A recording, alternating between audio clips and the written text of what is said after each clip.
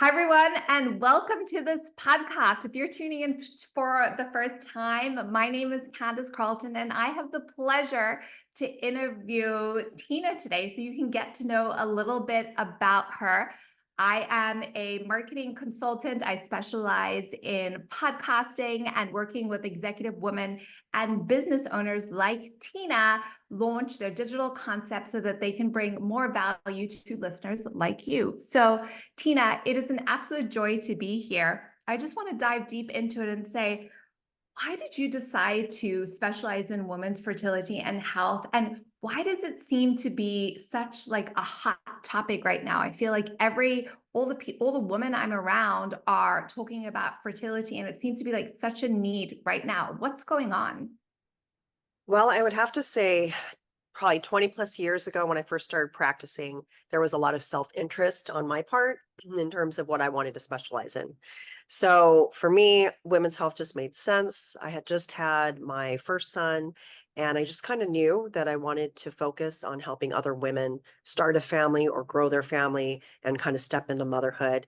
And then as I started practicing, I started realizing that there was such a need for extra support in all phases of women's lives, whether you're trying to get pregnant or whether you're perimenopausal, menopausal, or postmenopausal, or even if you're a young teenager struggling with hormone imbalances, acne, painful menstruation. So I started seeing a lot of these types of patients show up into my practice.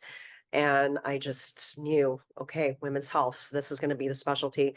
This is where we need the most support. And it's not even just saying like one phase of our life, it's like all phases of our life. There's so many things that change, and our hormones ebb and flow throughout the years, month to month, cycle to cycle. So that kind of became my passion. And I've just been taken a deep dive into everything and anything women's health, with the big emphasis and passion on fertility. So that's kind of where I'm at. And I'd have to say now that I have passed the childbearing age myself, I'm kind of in this area now of like perimenopause, menopause, graceful, healthy aging, and really getting super interested in that for myself. And I want to be able to share all the knowledge, all the do's and don'ts, all the mistakes that I've made in my own care, and just finding out about different options, different types of treatments, different supplements and herbs that I've used myself as well as on my patients as well. So this is kind of where I wanted to go with my podcast, to launch a podcast that can talk about that and just be really open and honest about what works, what doesn't work. Don't waste your money on that. Don't waste your time on that.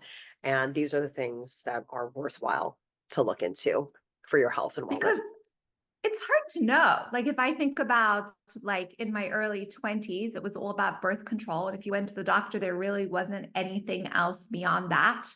And then now to your point about perimenopause and menopause, like there's so many books, there's like social media, but it's hard to decipher like what works and what doesn't work.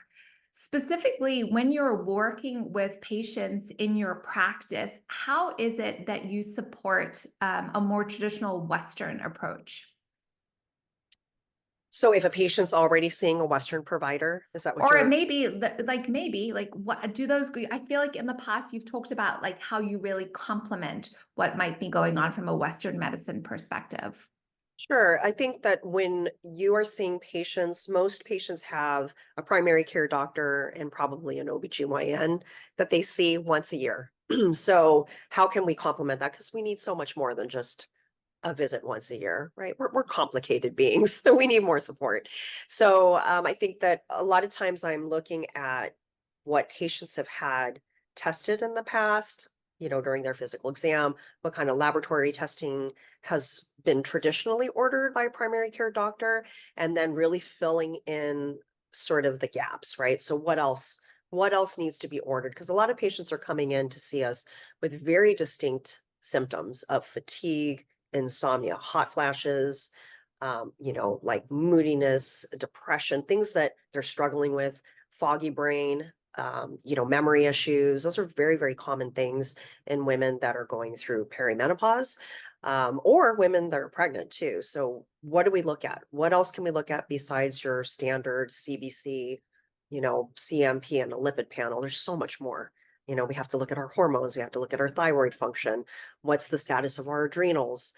Is there anything else, other nutrients that might be off? Maybe it's our gut health. Maybe some of the issues that we're having that are associated with our digestion are actually coming from, a microbiome problems or perhaps maybe parasite issues. So there's a lot of things that we can dive into a little bit deeper that your standard physical exam laboratory testing is probably not covering.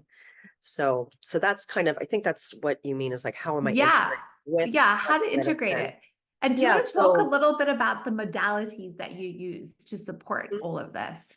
sure. So in my practice, I'm a fourth generation Chinese medicine doctor. So I'm a Chinese herbalist, medicine herbalist. So I usually will look into Chinese herbal formulas that may help patients with both symptom issues as well as treat the root cause of their health conditions that they're struggling with.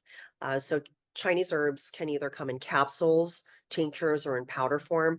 Most of the time, we're custom blending formulas for patients, but sometimes, once in a while, there may be a perfect classic formula that completely fits the pattern of diagnosis for a patient. And so, if that's the case, we'll prescribe, classic Chinese herbs that have been around for, thousands of years. So that's one aspect of our practice. The other part would be, of course, acupuncture.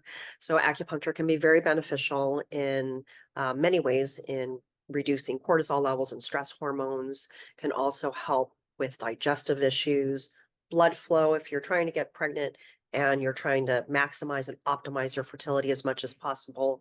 Acupuncture has been shown to increase blood flow to the reproductive system. So the more blood flow, the more nutrients and oxygenation that's happening to your ovaries, and our ovaries are the powerhouses for our eggs. So we want to make sure to increase as much blood flow to those ovaries as possible. So acupuncture can definitely do that, as well as stimulating the hormone production that's needed to balance out your menstrual cycles too, so that you have a healthy cycle, you're ovulating regularly, you have a good luteal phase, and really just even understanding your cycle. Because a lot of times we don't even know, like, what phase of my cycle am I in? When am I supposed to try? Because I don't have symptoms of ovulation. So I think part of the education process for us in our clinic as fertility acupuncturists is to help patients really get connected to their bodies and understand what's happening in every phase of their cycle. So there's an aspect of fertility awareness that comes along with our practice and in the education process for our patients. I love everything you said because it's really, I have found it to be true in my life, and I have not, come to you to become pregnant. Let's just be clear, although you do a lot of that successfully, but in managing hormones, cortisol levels, adrenal fatigue, I think that's pretty common, especially in professional working women. Tell us a little bit about, Tina, when would you suggest that a woman come to you? So when do they know, like, okay, it's time to seek some alternative and additional support?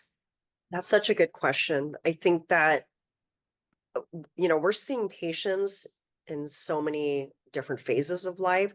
So I think when there's something about your health that's concerning you, or something that that you're struggling with getting the proper care from your current healthcare providers. So I'll give you an example. I have a patient that recently came to see me that's in her 20s, and she's Mm, been struggling with acne, mm, and her menstrual cycles are really heavy and painful. So she couldn't get any answers from her Western providers. She does not want to be on birth control. mm. So that's kind of one opportunity for us to look into what can Chinese medicine do and what can functional medicine do. So I think to answer your question from previously, we also offer functional medicine, which is a very holistic approach to looking at the body and really looking at different patterns of imbalances and how we can treat naturally with supplements, dietary and lifestyle changes, as well as providing, I want to say, alternative or complementary testing outside of just traditional blood work that can really help us dig a little deeper into the root cause of your health condition. So for somebody like this patient I was mentioning that has acne, hormone imbalances, and painful menstruation, we are looking at a couple things like what's triggering the inflammation. Mm. Let's look at your food sensitivities and see if there's something that you're eating on a regular basis that might be causing more inflammation in your body and your gut that can be contributing to the acne and to the pain during your menstrual cycle. So that's one thing. And the second thing is, of course, to look at her hormones throughout her cycle to see if there's anything that might be out of balance. So, so those would be some of the things that we can offer patients. Um, but yeah, I think that that's a great time. Like, I don't think that there's a bad time to come to us. I think for an individual, you kind of hit a wall and you know when you need extra support outside of your primary care provider and maybe your Western medical providers. And maybe you want to try something non-pharmaceutical. Maybe you're thinking, I want to look at what type of natural herbs and supplements might be able to supplement my adrenals, might be able to help me with my stress. And I'd say acupuncture is a great way to reduce stress. I, Huge. I don't know how people go without it, honestly. yes, yeah, and it's an immediate effect. You know, Mm. sometimes when you're taking ashwagandha and some of the other supplements that help to downregulate your nervous system, they take a little bit of time to kind of kick in, to settle into your system. But with acupuncture, it's a pretty quick response. During our treatments, we're definitely promoting the release of certain neurochemicals that help to relax the mind and the body and help to elevate your mood sort of. So some of the hormones would be like endorphins and serotonin, right? Those are the happy hormones that elevate your mood, and also help to calm and downregulate your nervous system. And So switching gears right now, I know that you have a strong specialization in supporting IVF, mhm. and supporting, women, falling pregnant, like that. Tell everyone a little bit about who might be listening, like what that looks like and the type of support that you're providing there. So for IVF, I think patients are referred generally by their reproductive endocrinologist, or they're Mm, referred by a friend that perhaps we've helped to get pregnant through either IVF or through natural fertility. So I always tell patients there is no wrong time to see us. So we will meet you wherever you are at in your fertility journey. So whether this is your very first IVF cycle or perhaps unfortunately you have failed an IVF cycle and you're looking to really optimize your egg quality before you jump into another cycle. So really it's all over, right? So we can really help patients either in the very beginning phases, or perhaps they're looking at switching gears. You know, I even have patients that maybe had a couple failed cycles and they want to take a break and they want to try naturally, mm, which I love those opportunities because when they're taking a break from an IVF cycle or a medicated cycle, we have a lot more we have a lot more freedom in what we can prescribe. So I have this rule of thumb with the doctors that I work with the fertility specialists, that if a patient is in a medicated IVF cycle, I will not prescribe Chinese herbs. mm, So Chinese herbs, although they're natural and they're not hormone based, they are hormone promoting. So they mm. can definitely help promote more estrogen production and progesterone production. And when you're going through IVF, it's such a controlled environment. Your hormones are being regulated constantly. So we don't want to do anything to disrupt that. So most patients, if they're on a break and they're just working on egg quality and what I call an ovarian makeover before their next IVF cycle, great. We'll do herbs, supplements, acupuncture, energy medicine to help them relax. And then once they start their next IVF cycle, we will discontinue the Chinese herbs. But oftentimes we can continue any type of nutrient or antioxidant support, such as like coenzyme Q10, a good prenatal vitamin, vitamin E, vitamin D, C. Those can all continue during an IVF cycle. It's just the Chinese herbs that we take a break from. I mean, I feel like I'm getting educated just in this conversation. I feel like you like have such a wealth of knowledge. So, Tina, if I am a woman and I live locally and I'm looking for support like Revive Chi has, or maybe I live somewhere else and I'm looking for that type of support, walk me through like how I would identify the right type of doctor and center and the initial questions that I should be asking to like guide me in my decision making process to be like, yes, this is the right solution for me. So you're talking about finding a provider in Yeah, natural medicine like that can support yes, you along with your IVF process. yes. So first, I would say that We do quite a bit of work in the virtual online world too. So we do offer online virtual services to patients that are out of the area, out of Orange County, as well as out of state. And this is something that kind of became more popular with COVID, right? And Mm, a lot of our patients had friends out of state that were also trying to get pregnant, and perhaps they had an acupuncturist, but the acupuncturist wasn't that well versed in Chinese herbs. So I would get a lot of referrals for herbal support, which I'm more than happy to do, because acupuncture is great, but there's so many wonderful acupuncturists out there. And I can also help identify a good acupuncture clinic for patients too. Excuse me, I belong to a program of fellows called ABORM, which is the American Board of Oriental Reproductive Medicine. So all of us are Chinese medicine practitioners that specialize in women's health and fertility. And we had to take extra training and education. We had to pass a board. And basically, we live and breathe women's health and fertility. So there's a small cohort of us around the country, as well as out of country. I think there's a few members in Europe and in Canada that we all share this passion, and we have the extra sort of specialty in this area. So I normally will refer patients that are out of state to the directory, and I'll usually make recommendations for them to get in touch with a provider there. But if they need help with supplements, dietary lifestyle counseling, Chinese herbs, customized formulas, I'm more than happy to prescribe and help them in that way. And I can also do lab reviews too. I love that you're able to do all of that and that you even have like the virtual support. I mean, what a world it has become post COVID.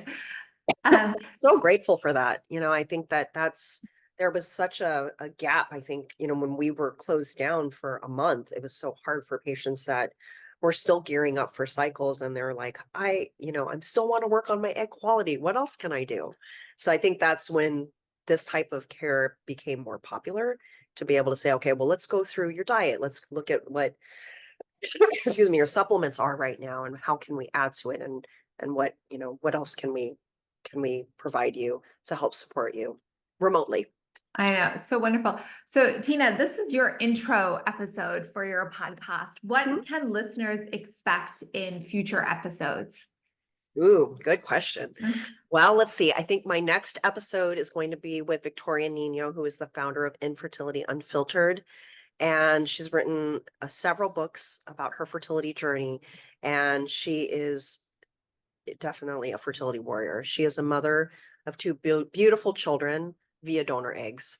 And Mm, so she's going to be my first episode after this one. And she'll talk about her journey, and what it looks like to become a mom, and how there is no right way.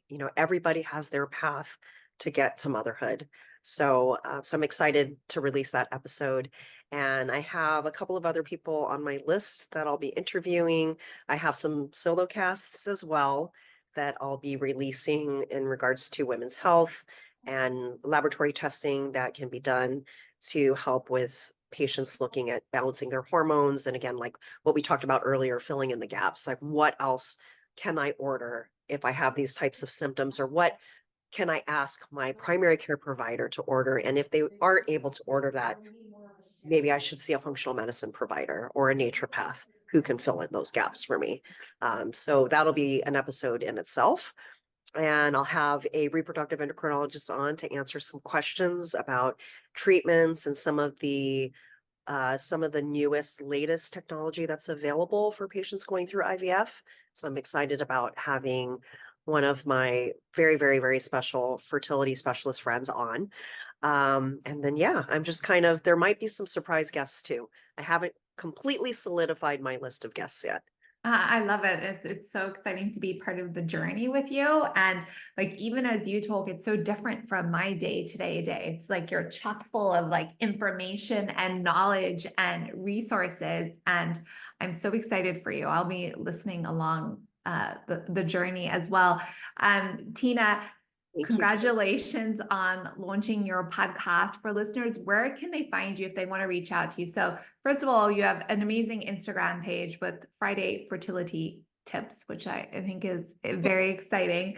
And then the revivechi.com website where you can actually book a 15-minute initial consult if you have any questions. And then I think you're running quite often quite a few workshops.